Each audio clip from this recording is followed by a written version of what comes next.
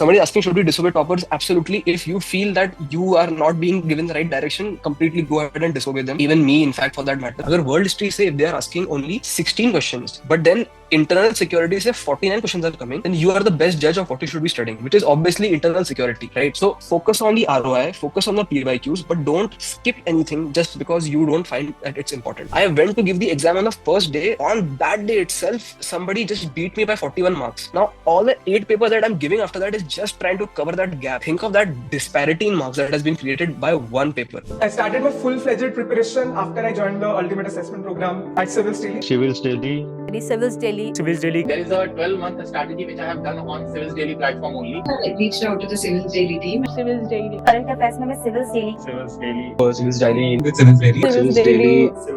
Civilsdaily. A mentorship program of Civilsdaily, and that did help me a lot. A reason that I feel people don't qualify UPSC is that they don't have a very clear idea about the benchmarks you need to touch. With respect to mains, merely completing the paper is no longer enough, and prelims, your issue of having sufficient depth. So I remember very clearly that when I started UPSC in the 2022 attempt, I was told enough number of times, and I had seen a lot of these topper interviews as well, कि यार mains तो paper complete कर लो, and then that is 50% of the battle won. When I gave my mains for the first time in 2023, when I had got 153 rank, I came outside my center and मैंने सभी मतलब जितने भी लोग मुझे मिले थे वहां पे दोस्त काफी बन गए थे over a period of 10 days. Every single person had completed the paper. So it's not as if you just know that you have to complete the paper. Everybody knows that they have to complete the paper. Paper बहुत कम लोग छोड़ते हैं, to be very honest. So that is not going to be enough. At least nowadays, I don't find many people who skip the paper, or if there are people, they miss at least just 1 or 2 questions. Okay? So you have to complete the paper, which is obviously true, but then there is a level of knowledge and level of content quality that has to be ensured in the mains paper, right? So again, people are very divided on what is a good answer and what is not a good answer. So let me set the record straight. How do you decide what should be a good benchmark? So there are only 2 ways of communicating with the Union Public Service Commission. One is you go through the PYQs so that you know if you are able to answer those questions with ease, if you have sufficient amount of points to deliver content on those questions, your benchmark for at least having the content in place is reached. Coming to the other part, which is the other 50% of the mains examination, which is giving your content on paper. How do you know that you have reached a good benchmark in that answer writing? Again, the way to do that is 2 things. Firstly, you give a lot of mock tests. Let these coaching companies analyze your paper. If they find your paper to be above 100 marks, we can sufficiently come to the conclusion that okay, the paper has some level of sophistication. Secondly, why don't you compare your paper with topper copies? Because I feel somebody who has got a rank, he must be doing something right in the eyes of the Union Public Service Commission. If you are able to match your content that you have delivered in your answers up in some manner with the topper copies, then also you can be sure that you are delivering content up to a certain particular level, right? So mock tests to judge you, comparing with the topper copies, and then being able to answer the previous year questions. These 3 things are the benchmarks that you can set to regulate yourself whether you are up to date with the content and the answer writing as well. With prelims also, you have to do this. There is no answer writing, so there is going to be no topper copy. But then you have to be able to answer the previous year question papers of the prelims examination as well, and be sure that you are getting somewhere around 130 to 140 marks in that paper. I'm saying 130 to 140 marks in that paper because you have studied the resource books, which have already been updated for the questions that have been asked in the previous years. So even if with that you're not able to score some above 130, 140 marks, that means your preparation is not up to the mark, right? You have to study harder and you have to revise the content. So in previous year question papers of the UPSC examination, you have to score around 140 to 150 marks period. Other than that, for the other test series that you give, I think a good benchmark to judge yourself in the prelims papers is to score above 100 marks. If you are consistently getting 100, 95 to 100 and 110 above marks, then that is, I think, a good benchmark that you have reached, that you can qualify the prelims examination of that year. So these are the benchmarks that I think that you should be setting for yourself. Also, uh, don't, like I said, don't go behind giving a lot of mocks in quantity. The quality is much more important, and that will automatically be ensured if you are doing the second thing that I mentioned, which is the post-test discussions and focusing on the keys of this paper. If you ensure that, you will, if you are a serious enough aspirant, you will realize that around 4 to 5 hours are spent in reading the key of a paper, because you will be highlighting the things that you are reading, you will be revising those things again and again. It will take your day off, right? And it's a very tiring process of reading a key of a mock test that you have given. So it will take significant amount of time, and that will sort of curtail the amount of mock tests that you're giving in general. But then I think 15 to 16, or up to, some people go up to 20 mock tests for prelims, and then as many tests as you can write for mains is going to be of essence in this paper, right? So validation and all these other things are something that you have to focus on, and then quality over quantity should be the benchmark in general, right? So with that, we'll move to the next reason that I feel hinders success. So not showing sensitivity towards topics that have a high gestation period that take time to build. Okay. Now I recently met somebody who was asking me how long does it take to read Lakshmikant. He was obviously a beginner, and I told him it took me around 2.5 months to go through that book in its entirety. So that was something that he could not believe, because his expectation was that he had to do it faster. But then, taking a leaf from the last point itself, there is always going to be a trade-off between quality and quantity. Okay, the more number of revisions that you do, the better you will get at that particular subject, and that's how much time it is going to take. Now, a subject like polity or economics is going to take quite some time. Okay, and I think that is why you should pick up those subjects first. Also, at the same time, you should not neglect the subjects that are not much talked about. For example, your essay and your ethics. Okay? You have to have this idea in mind that paper mein questions will be asked. There will be 7 minutes for a 10 marker and 11 minutes for a 15 marker question. No questions asked. This is true for all subjects.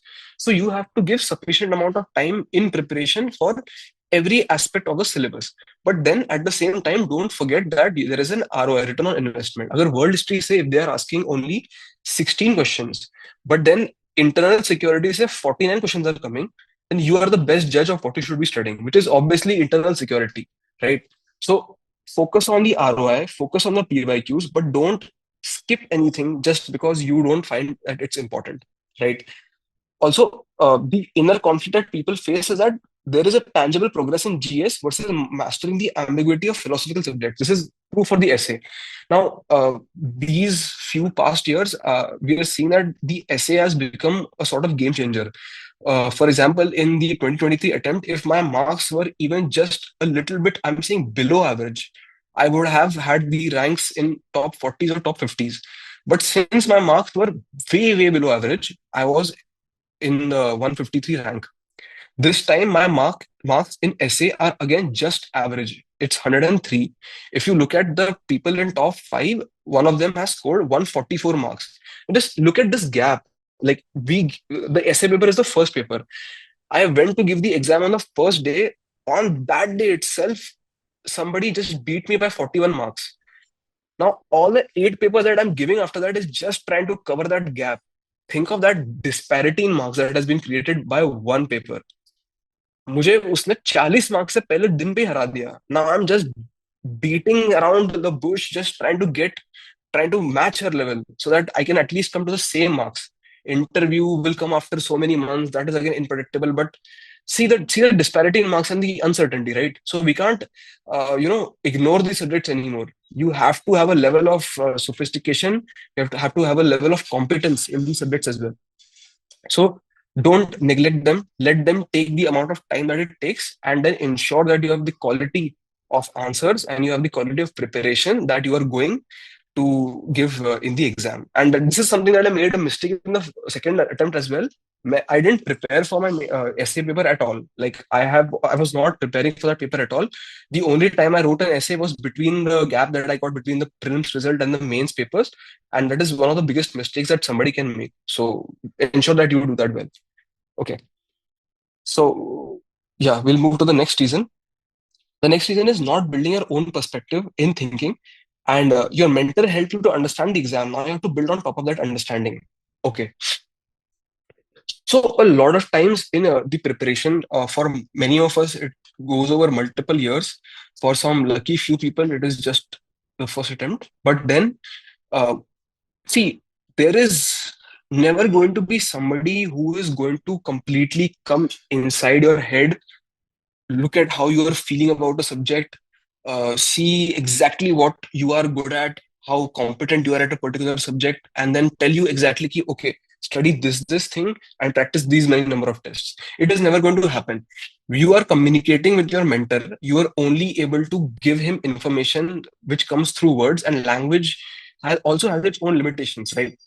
So the best judge for your preparation is going to be you always for yourself. Okay, that is not going to change ever. I always think that you should prepare by feel, and that if you feel that you are not particularly good at a subject, you should focus on that subject more. If you read a source and you feel that ये source मेरे लिए अच्छा है, then I think that you should go for that particular source and not what other people are saying, right? So advices and other things and direction has to be taken with a pinch of salt. But if you feel that something is right for you, then that is generally going to be right for you, because you should always be trusting your gut feeling. Okay. So now something that you should always work on is to be able to judge yourself correctly. Okay. Somebody asking, should we disobey toppers? Absolutely. If you feel that you are not being given the right direction, completely go ahead and disobey them. Even me, in fact, for that matter.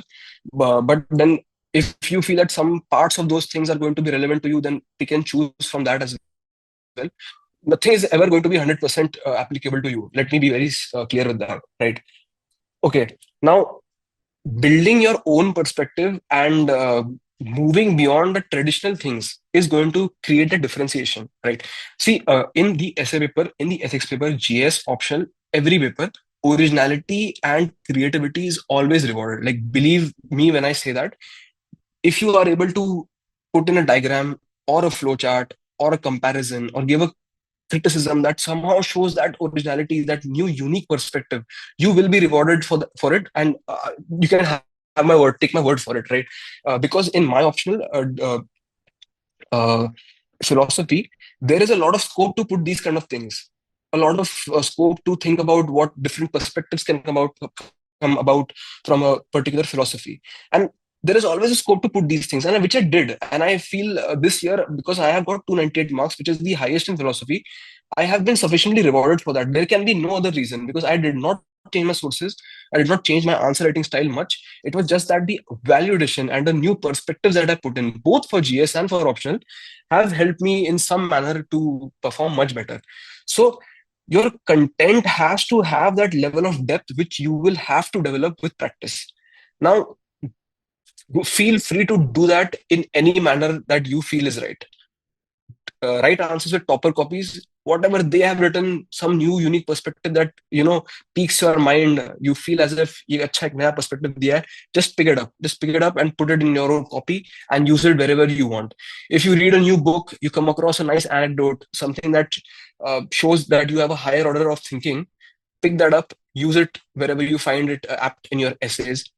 Newspaper पढ़ रहे हो, कुछ ethics में आ गया, नया example आ गया, always have this thing going on behind your mind कि मैं ये चीज कहाँ यूज कर सकता हूँ, where can I capitalize this, where can I use this information, where can I put this quote in, कि एग्जामिनर लोगे कि यार क्या लिख दिया है. Like I used to have this imaginary flashbacks कि I am writing an answer and the examiner is reading this and be like कि यार इसको तो आईएएस बनाना ही है इस बार, क्या आंसर लिखा है. Like this is the kind of thing that I used to imagine in my free time. So these kind of manifestation, for if you would like to put it that way, is something that you should be looking at कि यार अपने answer में वो that X factor should be there.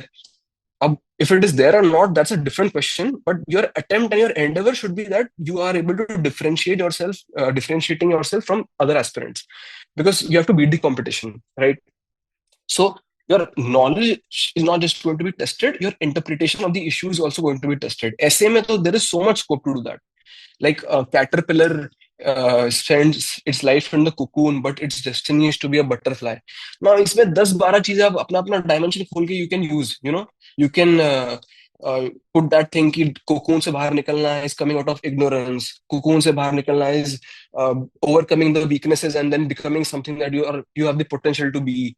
So you have so much scope to use your own creativity, and that can only come with if you have built your perspective up to a certain level that you are able to go beyond these, you know, standard books and standard sources, and यही वही ethics का वही case study सब लोग use कर रहे हैं, वही डाल रहे हो आप. तो इससे थोड़ा एक step ऊपर जाओ. And I have always maintained this thing.